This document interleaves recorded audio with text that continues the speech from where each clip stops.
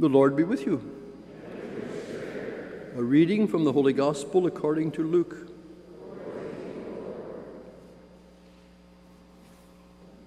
Now all the tax collectors and sinners were coming near to listen to Jesus.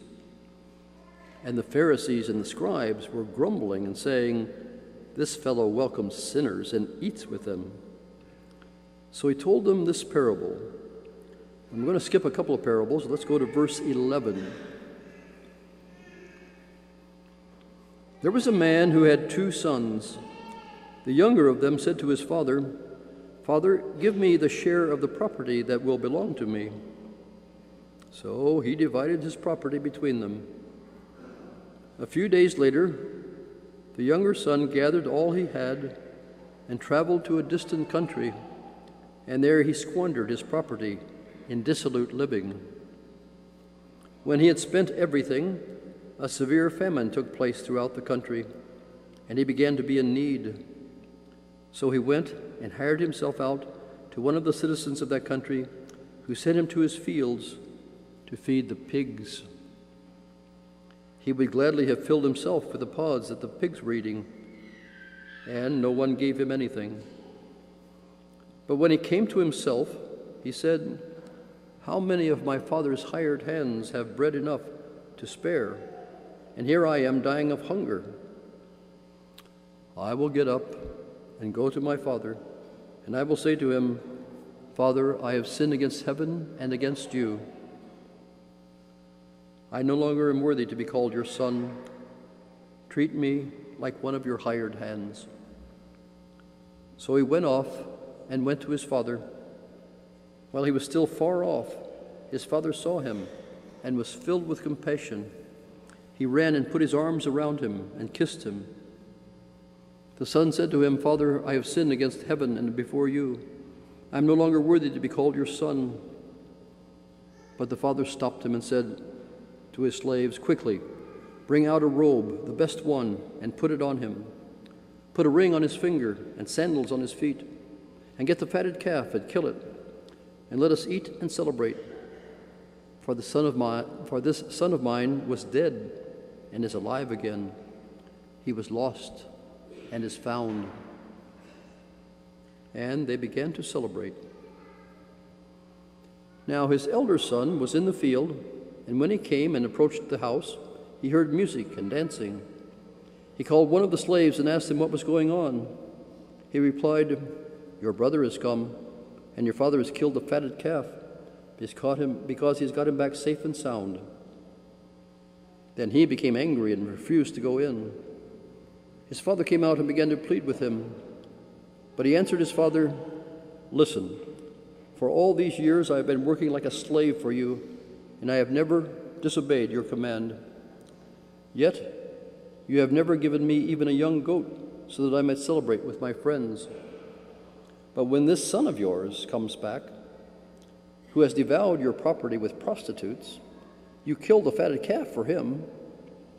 Then the father said to him, 'Son, you are always with me, and all that is mine is yours. But we had to celebrate and rejoice, because this brother of yours was dead and has come to life, was lost and has been found.'" The Gospel of the Lord.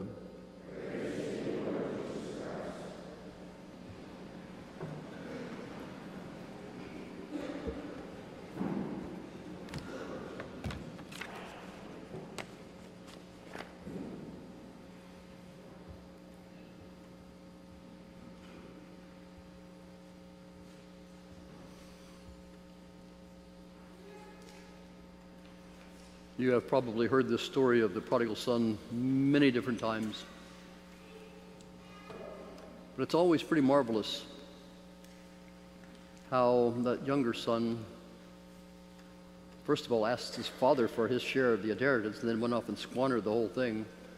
And then when he comes back to his senses, comes back, and his father welcomes him. I can just imagine the feelings his father had when his son disappears and he worries about him. And I picture the father going down the lane every evening and looking up the road to see if maybe he's coming back, night after night, week after week, month after month, maybe year after year. And one time he goes down and he sees a figure coming down the road. And he recognizes his gait. And he says to himself, "It's my son." And he runs to meet him and welcomes him home. And all is forgiven. And they have a celebration. So the family is reunited, he thinks. But then the elder son throws a fit, a hissy fit. He gets really crazy and upset because he treated his younger brother with love and welcomed him. Now, I think that we're God's family today, and he tries to keep us all together.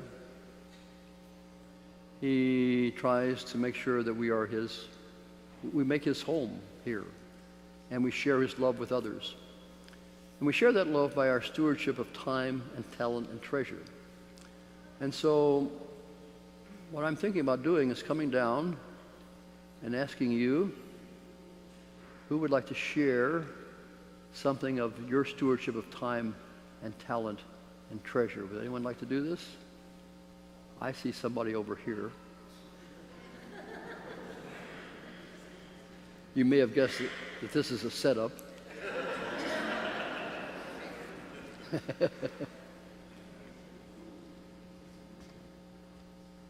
Let me give you this. This gentleman is Bartel Berg. Hello. Or Berg in real German. That's right. Bartel, why don't you tell us what you do for... I am a German professor at USI. spricht Deutsch? Manchmal. And tell us about your family. So we call ourselves the Traveling Zoo, and I'm sure you've seen us. My wife, my wonderful wife Terry, and I have 5 children. Terry's in the back with 2 of them strapped to her right now. They spend a lot of time in the back, walking, pacing. Yes. But there are 5 of them. So this is not an easy life particularly. Okay. Now, tell us what ministries you're involved in. Yeah, so I'm involved with CAGE. CAGE is Congregations Acting for Justice and Empowerment, if you're not familiar with that. We try to make justice happen in our community. Absolutely. And through that, also with the social justice ministry team. Also somewhat involved with the Amen's Club, and then with Creation Care. And then also we attend the Family Faith Formation. So you're in a lot of stuff. Yep. So what motivated you to get involved like this?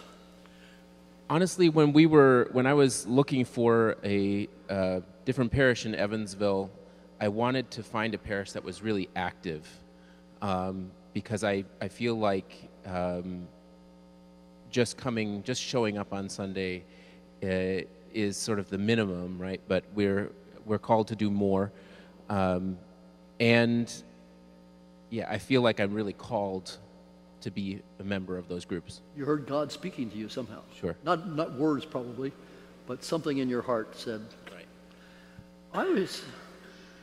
You reminded me, I was thinking of Tom, who came to us, Tom Bogenschutz, who came down from Indianapolis to join our team.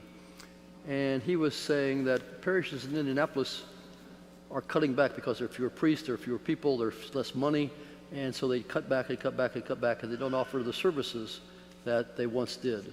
And here at All Saints, we have been eager to offer many, many different services, especially for the poor, through justice and through all our ministries here locally. So, and you see those as important. Yes, absolutely. Now, you also support the parish financially. Yes. And I'm sure that with the salary of a German professor, you probably are the top rung financially in the whole community. Probably not. And with 5 children, it's really easy, huh? So how do you manage this? we have a budget, and Terry and I have always had in our budget a tithe line on our budget, and it's just part of what we do. And I have to say that my parents were always very supportive of the church, although I didn't grow up in a wealthy family. And that's really what Terry grew up with as well, that you gave to the church what you could. Because it's important, it's your family. Absolutely. And this is our home. Yep. Great, wonderful. Anything else you want to say? Just that we're really blessed to have this community, and so I'm more than happy to support it as well. Isn't this a neat family? Absolutely. Okay. Thank you, Marcel.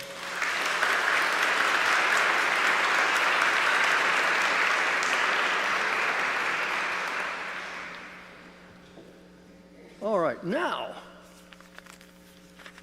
I'll make sure my microphone's not falling off. There. I would like to ask you a few questions as a group. I won't come down and ask anybody particular questions, but so this is pretty safe. Let me ask, how many of you have been involved or have visited our soup kitchen on Wednesdays, our community meal that we serve? Would you stand up for a minute? Just stand up, those of you who have been there, participated in that. That's a nice-sized group. Okay. How come you're all seated on this side? Well, there are a few more over here. Okay, good. Thank you. You can sit down. How many of you have been involved in our Growing in Faith program, our evenings of reflection, our Bible study, or children in faith formation? How many of you have been involved in any of those ministries? All right. Yeah, okay. Thank you. You can have a seat. How many of you have been involved in our Cage Action, the big meeting that we have done for the last several years we've had at Old National Events Plaza? The Congregation's Acting for Justice and Empowerment. Would you please stand? Oh, nice. Okay. Thank you. Thank you. How many of you on cold days like this like to have the church heated? Could you please stand? Oh, you come on, stand up. Okay, thank you.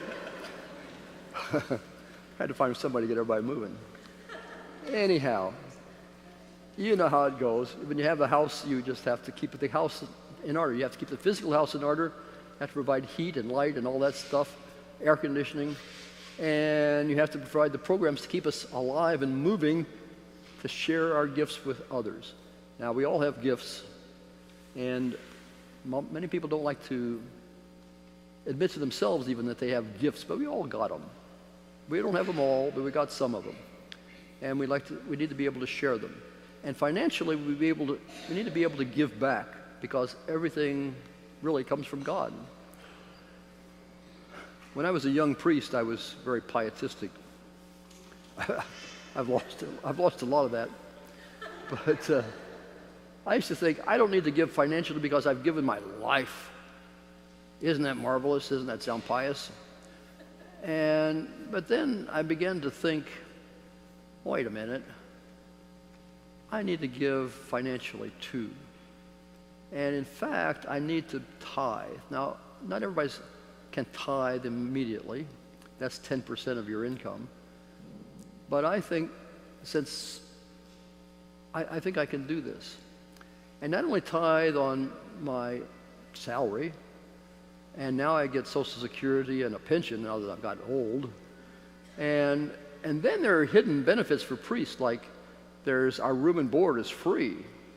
So we got to include that in our benefits, and health care and all those sorts of things. So somebody has added up what all that would amount to, and I said, ooh, I should tithe on the whole amount. And I've been able to do that. And somehow I keep getting blessed by God. So this works. God will bless you if you take care of His ministry, His job in this world. So let's just think about this. Now, this week you will receive a letter from me asking you to renew your time, talent, and treasure. You might want to switch around to a different ministry. Sometimes it's good. And do stuff you enjoy doing, because that's important.